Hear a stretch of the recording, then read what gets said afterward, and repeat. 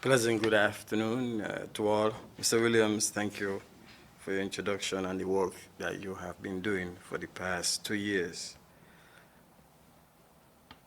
My presentation is going to be brief this time, very brief indeed. I was just concerned when Dr. Laws spoke about pain, Dr. Wilkinson, because I started my New Year's resolution yesterday and I feel in pain, so I hope it's not COVID pain. Right. Again, independent of my colleague today, based on the reports we have been receiving, I too wanted to start my presentation with an appeal to the general public for the protection of the vulnerable groups in our community.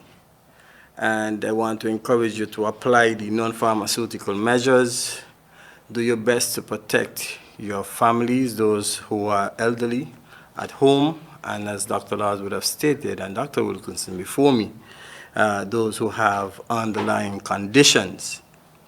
And I want to end this particular appeal to you by asking you to get yourself vaccinated if you're not, those who have their elderly parents or whomever living with you, or if not, if you can encourage them to be vaccinated or at least permit them to be vaccinated is very important.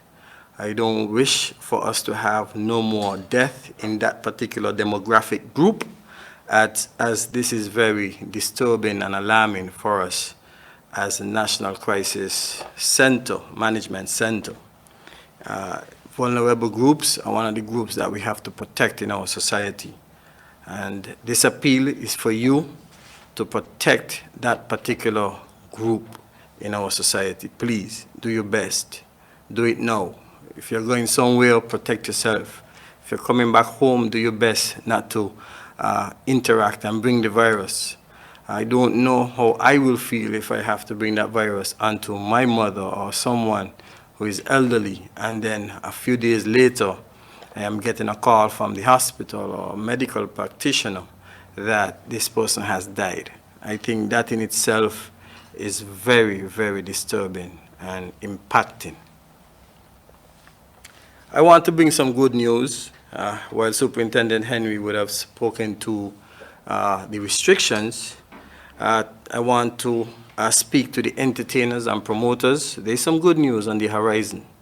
And the good news is that the National COVID-19 Task Force, in our deliberations, we have agreed to have the Cabinet consider the commencement of major events, as I said, FETs, some FET control FETs and activities as of the month of March. As per the date, we will communicate that with you as soon as we get the consideration and deliberation of the Federal Cabinet of Ministers. We are hopeful that we can get that information to you so that you can begin to advertise your event as necessary. So there's some good news. So we will be communicating with the Ministry of Entertainment, who should be liaising with the promoters, entertainers, etc., so that we can get that sector restarted. But we started gradually and we started safely. We're just putting that out there so to let you know that we want you to restart. And the reason why we are saying gradually, we don't want to regress unless we have a major outbreak. So let's get it right so that we don't have to be in a swing back and forth in the river, on the bank. We started right, we get it done correctly, and we have it sustained so that we don't have to look back unless there is a major outbreak. That's the thought process of the National COVID-19 Task Force, and we are here to work with everyone to bring back the sector to a level of operation. I want to speak to the outbound passengers, those who are traveling to their destinations or wherever they're going to. Please understand that it's not the National COVID-19 Task Force responsibility to inform you or let you know what are the criteria required by your destination or from the destination or your intended destination. It's your responsibility to do your research and see what is required if you're going to North America, South America, if you're going to another Caribbean country, or you're going to Europe, Asia, whatever you're going to. Please find out what are the criteria so that you could know how you can guide yourself in terms of testing, in terms of documentation, or quarantine, or whatever requirements that that country requires or they have in place. It's very important. We are focused on the protocols for entry into St. Kitts and Nevis, the Federation of St. Kitts and Nevis, but via, whether it be by air or whether it be by sea. So our focus is our local national interest. So I just wanted to make sure, because we have been receiving requests to find out what is the criteria for countries, etc. And just like you, we have to go and research and let you know. So we are appealing to you that outbound passengers, it's your responsibility to know what criteria is required to your intended destination. To the football family, community, I have also some good news for you. On the recommendation of the National COVID-19 Task Force, the Cabinet has approved for the resumption of the Female League, the Youth League, and Grassroots League for football, practice, training, and competition matches, in accordance with the protocols submitted by the St. Kitts and Nevis Football Association Executive. We are still assiduously working to get the Men's Senior League back up and running. We are going to continue the consultation with the president and his team so that we can have a balanced approach and have our young men playing their football as necessary.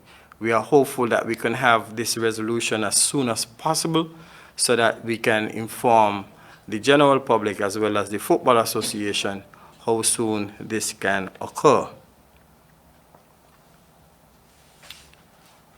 While on sports, the Federal Cabinet has also approved the recommendation of the COVID-19 Task Force for the St. Kitts and Nevis Athletic Association under 12, or what they call the, I don't know if it's the junior one, but that's the primary school level, to be able to resume along with the targeted athletes. When I say the targeted athletes, this is the explanation by the St. Kitts and Nevis Athletic Association, are those athletes that compete on a regional, national and regional and international level.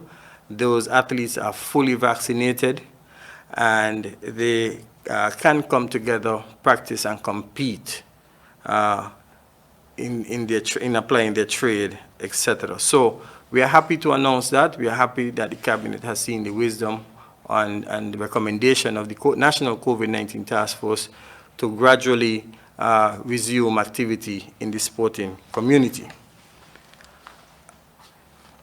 I want to take the opportunity to also thank Simply Help, the Simply Help Foundation, Ms. Tina Bow, and the team for their donation of 2 40-foot containers to the value of over $350,000 US, with a number of relief supplies and also supplies for children, hand sanitizers, masks, face shields, etc., and other items, essential items for vulnerable groups.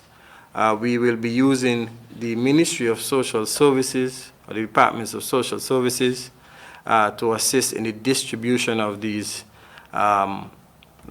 essential supplies.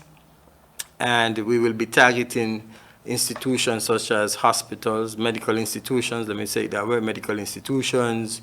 We will be distributing to the schools, in particular the education sector, and also vulnerable groups in our society. We will also be reaching out to a number of NGOs to assist in the distribution of these supplies. We will also have supplies here to help us as we prepare for the hurricane season. That's relief supplies in the event that we are severely impacted in any way. So again, I want to thank Ms. Tina Bow and the founder and president of Simply Health Foundation. Equally so, I want to recognize also the contribution that led to us receiving this donation of 2 40-foot containers of the office of the Prime Minister, in particular the Honorable Dr. Timothy Harris, who was the one who initiated these dialogues with this foundation, and we were able to relieve these. We were able to get these supplies and accessories to assist our population here. So again, on behalf of the people and government of St. Kitts and Nevis, we express our profound appreciation to Simply Help Foundation. Ladies and gentlemen, it's not too early to prepare. The good Lord, I have been at NEMA for 3 years now, and the good Lord has been good. I'm going into my 4th year, that we have not been impacted by any large or significant tropical storm, and that includes hurricane, etc. We have to start to prepare for the hurricane season, and in preparing for the hurricane season, I'm appealing to everyone to do the necessary things in preparedness for. The National Emergency Management Agency has already begun to mobilize in terms of engaging our international, regional, and national partners, stakeholders, so that we can begin this process. I also want to state that we will be undertaking a comprehensive disaster management audit. We will have a consultant who will be coming on island from the 20th of February, 21st of February, and we will require the support of the public sector, private sector, and all social partners to be able to conduct this audit, which will help in us developing what we call a country work program for the next 3 to 5 years, and these will guide the way in which we want to build resilience for the Federation of St. Kitts and Nevis. So we are doing our best to prepare, to protect you, and guide you during any type of national crisis. Thank you very much, Mr. Williams.